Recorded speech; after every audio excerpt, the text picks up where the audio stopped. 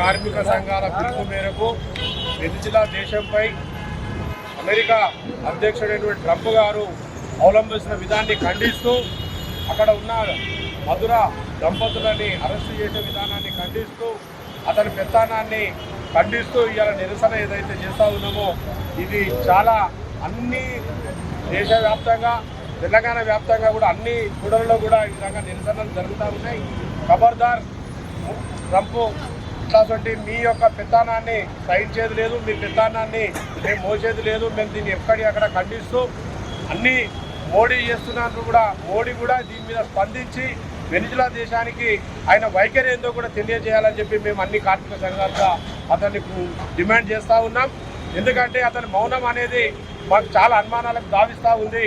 Modi Trump అనే వాళ్ళు స్నేహితులుగా అన్నదమ్ములుగా భావిస్తూ ఇవాళ ఈ విధంగా చేస్తూ మనకు కూడా ఇబ్బంది అయ్యే ఛాయిస్ ఉంటుంది. కాబట్టి దాని మౌనం వీడి అతని ఉద్దేశము ఆయన స్పష్టత ఇవ్వాలని చెప్పి యావత్ భారతదేశానికి యావత్ ప్రపంచ దేశాలకు కూడా ఆయన వైఖరిని తేలని చెప్పి మేము అంటా ఉన్నాం. దాని ఇవాళ ఆయన పెత్తనాన్ని అన్ని దేశాల మీదకి రుద్ది అన్ని దేశాలలో నేనే రాజు అన్నట్టుగా రాజరిక పోకడ పోతా ఉన్నాడు. దాన్ని ఖండించాలని చెప్పేసి మేము ఈ యొక్క అన్ని కార్మిక సంఘాల పిలుపు మేరకు ఇక్కడికి వచ్చినాం. కాబట్టి ఇక్కడికి వచ్చిన